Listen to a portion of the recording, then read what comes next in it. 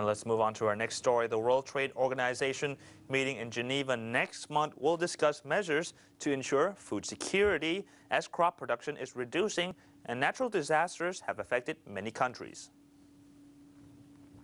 Thailand's Trade Negotiations Department Director General Sirirat Rattapana said food security will be a major agenda for the meeting among trade ministers as concerns mount over skyrocketing food prices. This is mostly caused by natural disasters in food-producing countries this year, she added. An obvious example is the severe flooding in Thailand, a major global food supplier, which has destroyed more than 10 million rai of rice fields and several million rai of other types of farmland during the past few months. The United Nations Food and Agricultural Organization has projected that prices of rice and other commodities could rise by 10% next year due to the impact of flooding in Thailand and other countries in Southeast Asia. The 153 ministers will also discuss exchange rate stability and related issues, anti-protectionism measures amid an expected sluggish global economy next year. The recent declaration that the world's population now exceeds 7 billion highlights the ever-increasing demand for food. The Thai floods have revealed to the world the scale of Thailand's industrialization and the extent to which two global industries, computers and cars, rely on components made here, according to the New York Times article published on Sunday. The world's biggest names in hard drive manufacturing, however, operate from Thailand, where suppliers and customers come together. Consumers worldwide could see increases of at least 10% in the price of external hard drives because of the flooding. The New York Times quoted Fang Zhang, an analyst at IHS iSupply, a market research company, as say. Fang said that the effect would be less noticeable for laptops and desktop computers because demand has been weakened by the current global economic malaise.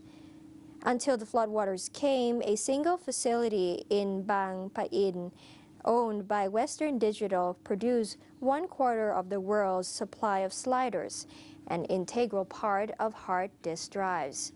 John Monroe, an expert on storage devices at Gartner, a technology research firm, said it would take a full year for hard drive production to return to pre-flood levels.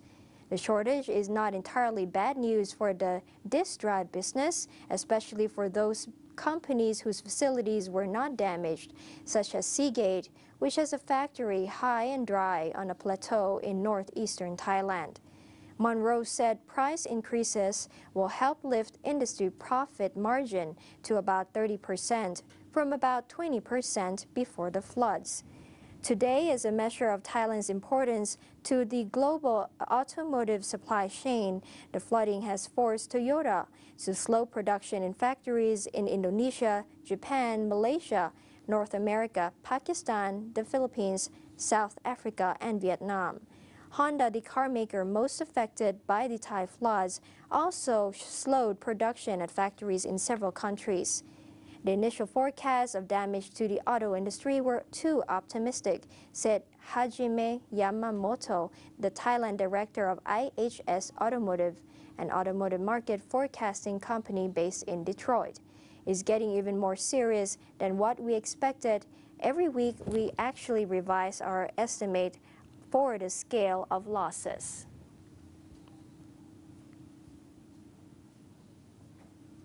Let's pay attention to the central budget rise here. The government has boosted its central administrative budget for fiscal 2012 to 420 billion baht, a massive amount compared to the entire state budget of 2.38 trillion baht.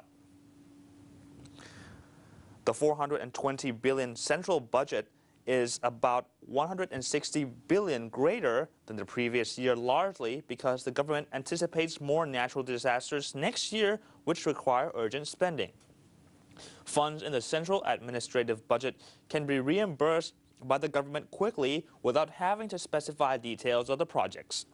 Due to the massive flooding over the past few months, government needs a bigger central budget to help millions of flood victims in more than 30 provinces, including Bangkok. The Prime Minister will be empowered to approve urgent spending under the central administrative budget without having to provide details as in other type of budget spending. Prime Minister Yingluck Shinawatra said rehabilitation efforts have begun in parts of Nakhon Sawan province and will start soon in Ayutthaya as flood waters recede. Earlier, the government said its initial budget of more than 100 billion is earmarked to help rebuild damaged areas, she said, adding that the cabinet will discuss new measures to help the economy recover on November the 8th. Thai floodwater barriers today will test barriers protecting two Bangkok industrial parks near the main international airport as a deluge that has swamped hundreds of factories over the past month through the capital. A water mass north of Bangkok should reach Lat Krabang and Bang Chan industrial zones in eastern part of the city, according to Jet Sopit Pongsathorn, a spokesman for the Bangkok Metropolitan Administration. The estates include a factory operated by Honda Motor Company, which abandoned its full-year profit forecast last week after another factory was flooded. The water will be there for sure, Jet said. Lat Krabang has a high potential for flooding, but we hope the protection we put inside 3 meters high can protect and hold the water. Floodwaters edged closer to Bangkok's central business district at the weekend, reaching the northernmost station on the city's elevated rail system. The amount of water is massive, Prime Minister Yingluck Shinawatra said after visiting a flooded district on the city's outskirts yesterday. It may take 2 to 3 days for the water to drain to the sea, so we are asking people to be patient. Floodwaters have already inundated 7 industrial estates with 891 factories that employed about 460,000 people, according to the Thai Industrial Estate and Strategic Partners Association.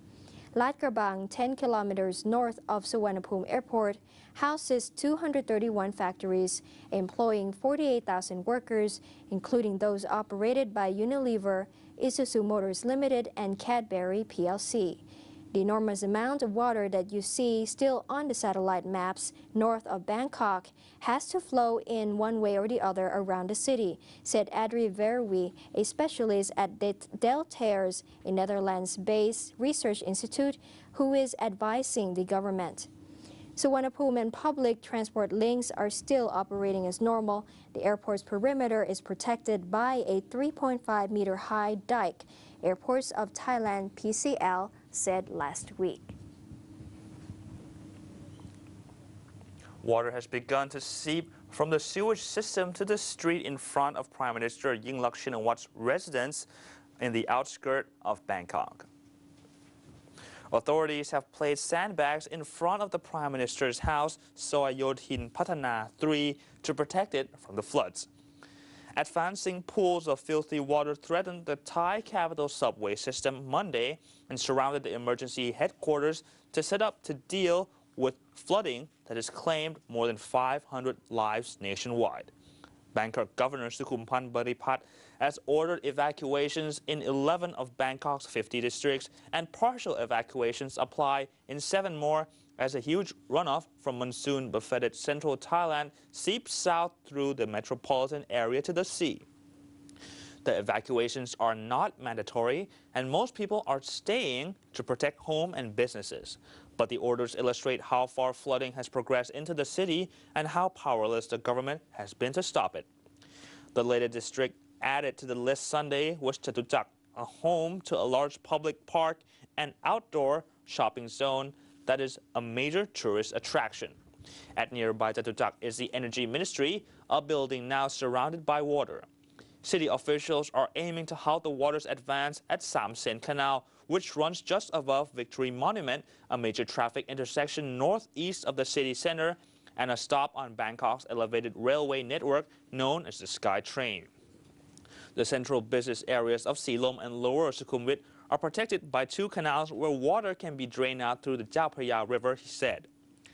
We still have hope that the inner city central business district will not be affected at the moment. Jet Sopit Pongsathorn, a spokesperson for the Bangkok Metropolitan Administration, said. The Thai capital is facing a dual threat from floodwaters from the north and angry residents intent on tearing down defensive walls, Yingluck said yesterday. The government finished the construction of a big bag dike consisting of large sandbags that should stem the flow of water into northern parts of the capital, she said. People still see water because we try to slow down its flow to make it drain through canals, Yingluck said yesterday. There are two main tasks now. First is managing water, and the second is to take care of 3 million people who are affected, she said.